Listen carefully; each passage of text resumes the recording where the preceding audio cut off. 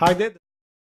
I have this Coolpad Note 3 with me, and in this video we'll have a quick look at this device. And this is a review unit that was sent to me by Coolpad, and here it clearly says that it supports both the 4G bands in India, that's the 2300 megahertz as well as the 1800 megahertz. And regarding the pricing, the price quoted here on the box is 9,999, but this unit is going to be exclusively sold in India via Amazon India for 9,000 rupees.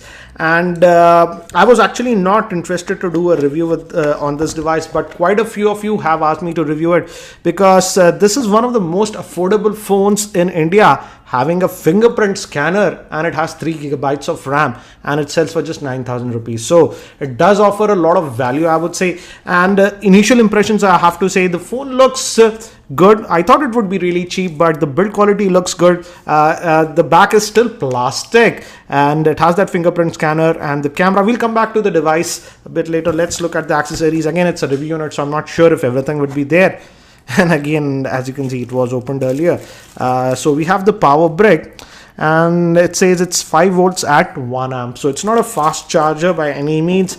We have the USB cable, and we also get headsets, but the quality, it's very cheap quality, I would say. And it has a button here to take or end calls and a microphone. So let me keep this box to the side and let's look at the handset itself. So here is the handset itself, and the battery was completely dead, so I had to charge it, and I already set it up. So let me actually give you a physical overview first, and then we'll move on. On the top we have the 3.5mm headphone jack, and we have this metal chrome casing throughout the phone. So it looks actually cool in my opinion. On this end we have the power on off button, and we have an indent to open the back cover. I'll show you that. On the bottom we have the micro USB slot, the main microphone, and on this end we have the volume rockers. Moving towards the rear, we have a 13 megapixel camera, also a secondary noise cancellation microphone, LED flash, and this is the fingerprint scanner, the Coolpad branding, and the opening for the speaker. As I told you, the back can be opened, but the battery is still sealed inside, which is a 3000 milliamp hour battery. As you can see, the battery is sealed inside. And regarding the SAR rating, it says the SAR rating is again, just doesn't specify over here. That is funny. In fact, it's missing. So I'm not sure what is the SAR rating. Anyways, it's a dual SIM device. Your first SIM will go over here, and this is a hybrid, not a hybrid slot. Actually, 2 slots are there. So your main secondary SIM will go here, and above that, you can also add a micro SD card. Micro SD cards up to 64 gigabytes are supported. And regarding the front-facing camera, it's a 5 megapixel shooter. Let me actually now boot it up. And the screen is a 5.5 inch screen, which is a 720p HD IPS grade screen. And we have touch type capacitive buttons, home, multitasking, and this is for the back. And by the time it boots, let me give you a configuration overview.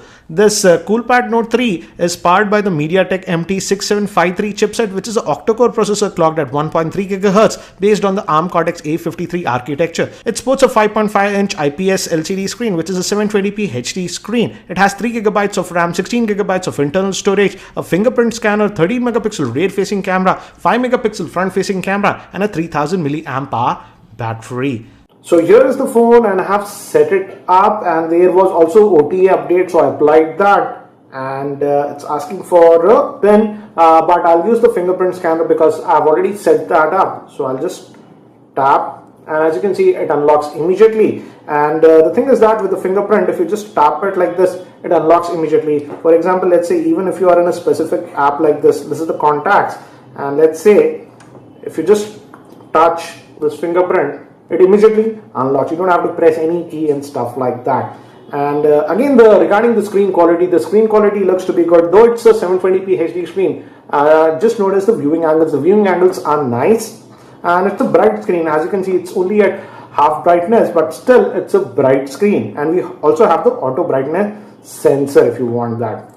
If you go to the settings about the device, as you can see, it runs on the Android version 5.1. That's Android Lollipop. And regarding storage, if you just go here, out of that 16 gigabytes, we get just about 9.2 gigabytes of space free. Again, do remember guys, this is after applying the OTA update that I got. And we can always add a micro SD card, and I need to check if USB OTG support is there or not. I'll test that in my full review. So if you go back, and now if you go to display and brightness, as you can see, we have normal settings like adaptive brightness, that's auto brightness, and there is also one more thing, that is the screen effects. So as you can see, you can actually make the screen vibrant, vivid, and actually we also have a user mode where you can adjust stuff. So those options are there, and let's now actually look at the fingerprint scanner, which I feel is the selling point about this device, and that will be in I think just security, lock screen and security. And if you go to the fingerprint manager, it is asking me to verify because I've already set up one fingerprint, so I just need to tap, and notice how quickly it works. Actually, the fingerprint scanner is really fast. I didn't expect it to be this fast. And I have set up this finger, so let's try to set up one more finger. We'll try to set up this finger, and I just hit that, and you just need to keep on tapping, as you can see, and it gives haptic feedback whenever you are clicking, and it's done. So we have added one more fingerprint, so let's just go back and let's try to unlock it with this new fingerprint, and I'm just going to tap it. And as you can see, it works very well. So the fingerprint scanner actually works really fast on this device. Initial impressions, I have to say, very quick, and it directly jumps. For example, if let me just lock it, and if I just press, it directly unlocks to where you were. So really nice option. And I believe we also have this FP lock function. For example, you can lock specific apps with your fingerprint. Let's try to actually do it. Again, you have to verify. I'll do that. And let's say that Chrome browser will lock it. And now I think so if we try to, let me just swipe away everything. So now if we try to invoke this Chrome web browser, again, yes, as you can see, it asks for the fingerprint. So I feel that's a nice feature. You can actually, for example, if you have sensitive stuff like SMS and stuff, you can protect them via fingerprint. So that's a nice option in my opinion. Let's again go back to the browser, and let me actually, this is the default keyboard that we are getting, and this is the nothing but the Android stock keyboard that we get with Lollipop. So we are getting that, and let me actually go to this Technimi, and this is the mobile version. Let's go to the desktop. The pinch to zoom etc. is working really well. It's smooth, and the touch response is good. And as I've already mentioned earlier also, the screen quality seems to be really good, and it's a bright screen. Now let's also quickly look at the camera. They say it's a 13 megapixel rear facing camera, and let me just say okay, and let me bring some objects nearby. Like let's try to focus on this Android robot, and we have the tap to focus. The shutter speed is fast. Let's take one more picture of this one. So we took a bunch of pictures, and I have to say the image quality looks to be good. This is good lighting, the studio lighting, but look at the detail. The details are very good.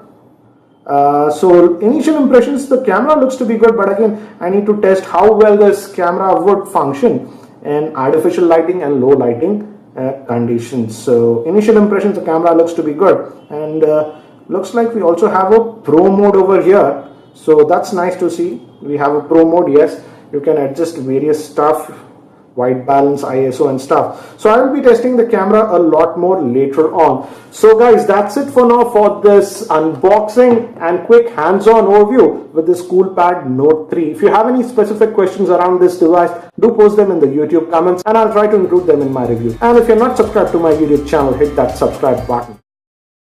And I hope to see you in my next video.